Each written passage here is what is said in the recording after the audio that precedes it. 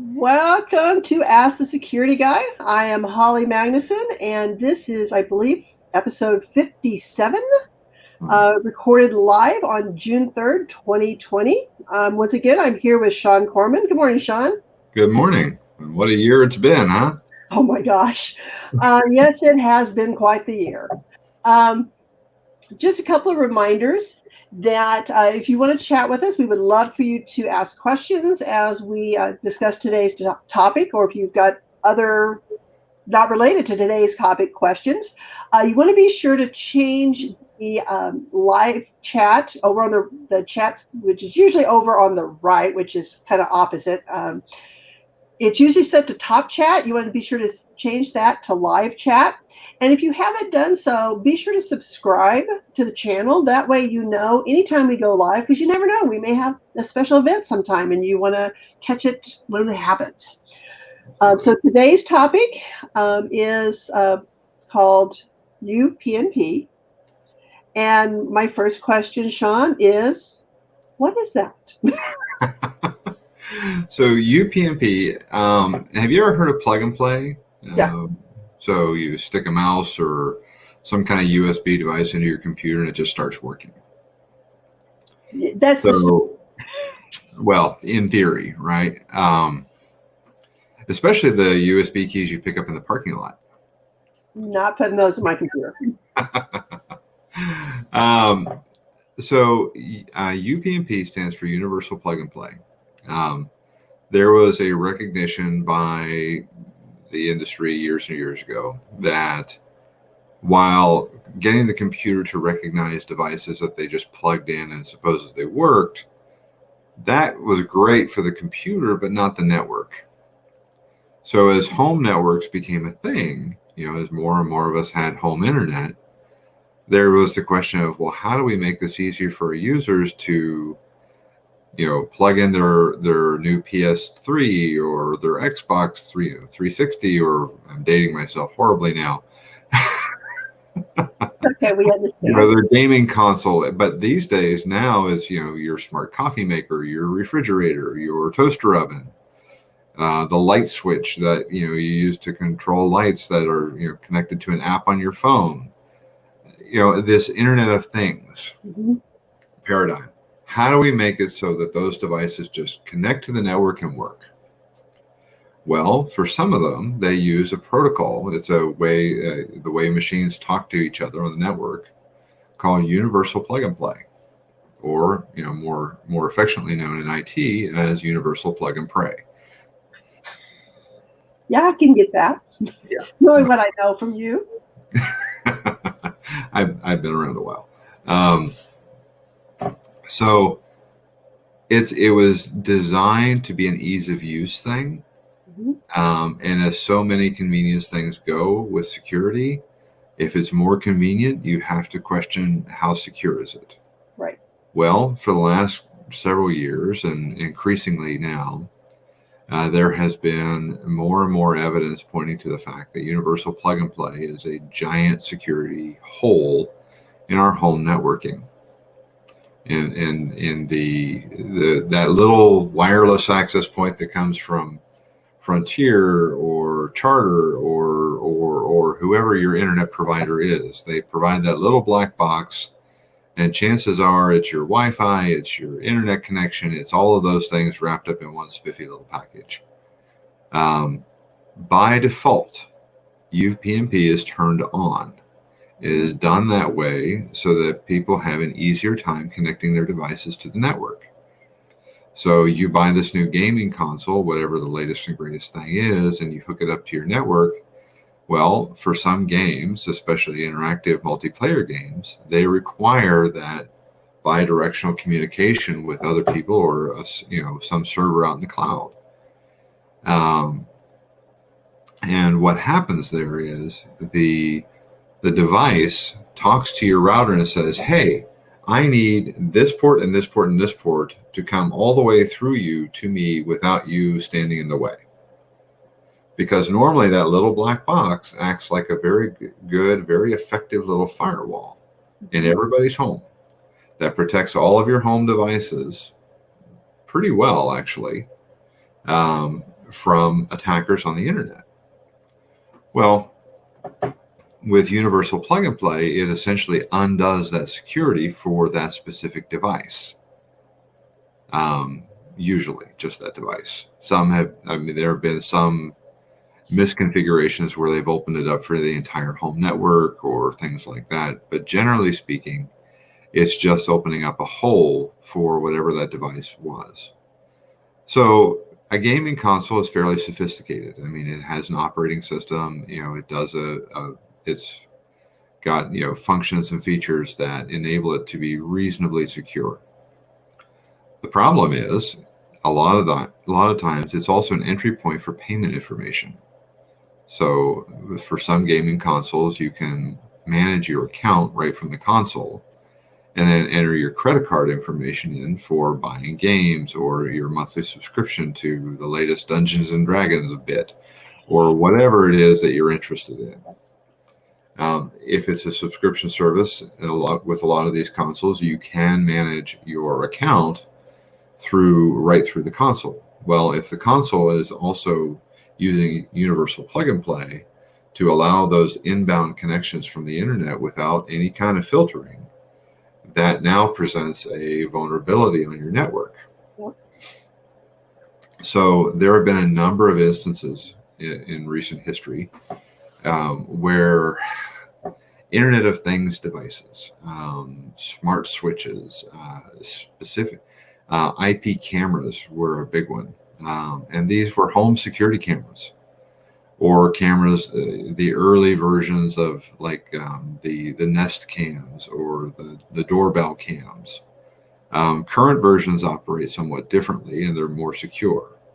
But the originals, the older versions, the way they communicated or allowed you to remotely monitor your home was you would connect directly to your camera over the internet. And baby cameras, baby monitors were also subject to this as well. Parents wanted to be able to see little Johnny or little Susie asleep in their crib or monitor, their activities in their room or whatever. And those cameras were essentially exposed to the internet. And they had problems and they were taken over left and right.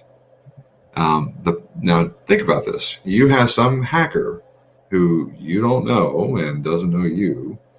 Now you have essentially allowed them to see what's going on in a portion of your home. That's always a fun one. Everybody loves that. Another thing to consider too was there were pet cameras. So there were mobile and static cameras that people would use for interactivity with their pets while they were at work. And these had a similar function to baby monitors and other cameras. Some of them were mobile, some of them were static. Some of them you could talk through so your pet could hear your voice throughout the day or whenever you chose to do that.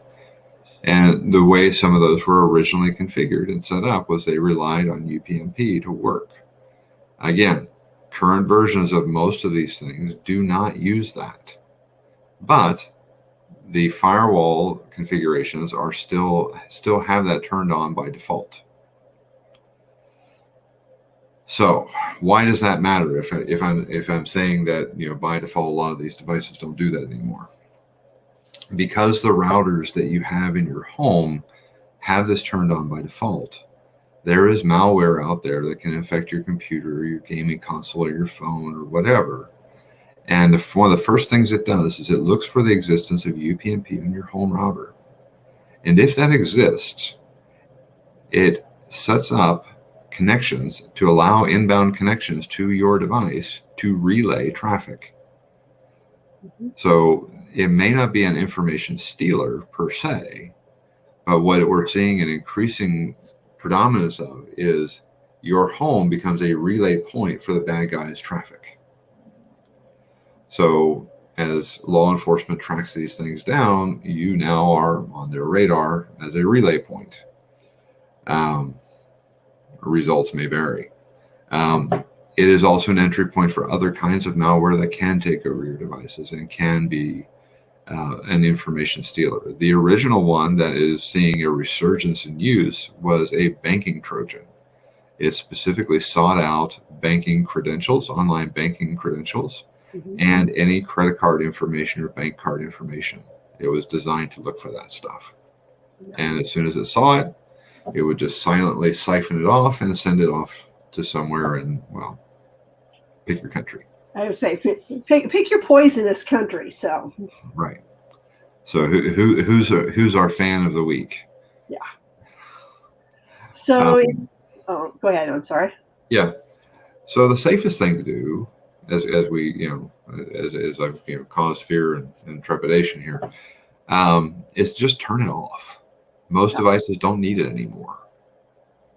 And if you find something that does, you can, if you're into it, they usually have alternative instructions for doing the thing that you need to do. And they're usually pretty good. Usually. No promises on other people's customer service. Yeah. Yeah, that was good. You answered my question. Is so what does that look like? What do we do? So it sounds like we need to be able to log into our routers and look for that setting. Yep. So, and that's a great point. Somebody was asking me recently, well, how do I log in my router and do that? Well, I don't know, because there's so many different varieties of routers out there. If I knew what type of router you had, I could probably give you instructions. Realistically, unless you're an IT person or have IT as a hobby, you're not going to want to know how to do this stuff on a regular basis. And really, you shouldn't have to. No. So with that said, how do you get this setting changed and checked and turned off and all that stuff? The simplest way, honestly, is to work with your internet service provider. In some cases, they can make the change on your router through their management system and just do it for you. You just have to call in and wait through the interminable hold and somebody with questionable experience in some cases, and hope for the best. Yeah. In other cases, they may walk you through making the change yourself. For about 90% of these devices, that is very simple. You're going to connect to a web page that is hosted on the device itself and make a change. It's usually a radio button or a checkbox. Yeah. Hit save and you're done, and you never have to do it again. Yeah, I just actually recently purchased a new cable box for my incoming service provider and a new router. So and my new the new Wi-Fi router, I have an app on my phone that allows me to access it, and so I could easily go in and check that setting. Yes. So there, I'll have to do some more research on this. There was a tool that you could download from a reputable source that would tell you if your router had UPnP enabled or not. I will research that and provide a link, and we can post it with the show notes. Yeah, we'll post it in the description of the video when we get it. Right. Don gets that done. But generically, if you have not taken the steps to turn it off, it's on. Chances are. So, yeah, it's funny. It's been around for a very long time. And it's one of those easily overlooked security precautions we take at home. But in this, in our new paradigm where so many of us are working from home security is even more prevalent than it ever was. Yep. And the need to be aware of those small things that we can do to enhance our home security matter. Yeah, it's very important. So we're about at time. Okay. So any final thoughts on UPnP? If you have any questions, you know where to find us. That's right. And I can actually, wasn't ready for that.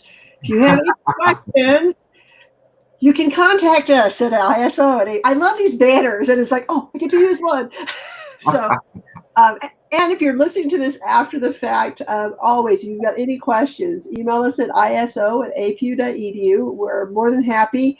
If I can answer your question confidently, I will. Otherwise, I'll nag Sean until he does. So, just as an FYI, our next couple of months will be pre-recorded. And if you would like to watch us pre-record an episode, email us. It's fun to have an audience and have someone, some interaction. So, which we do, but we do like the interaction. And you'll be privy to all the bloopers. Yes, you will. Yeah.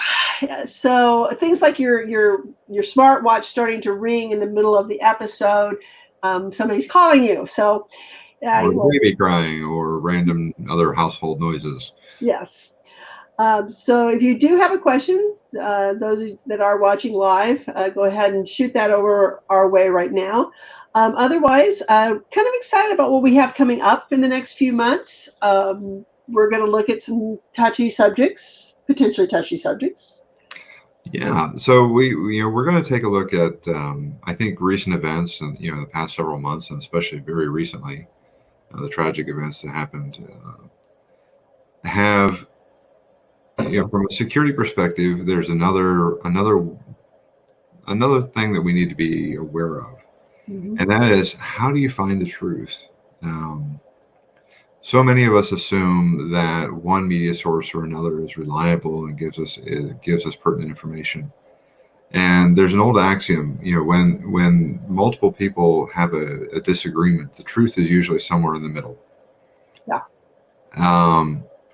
So we're going to take a look at social media and some of the privacy policies and some of the management policies that they use to determine what kinds of content to allow, what kinds of content to flag, what kinds of content to block, and what practices they employ in using those.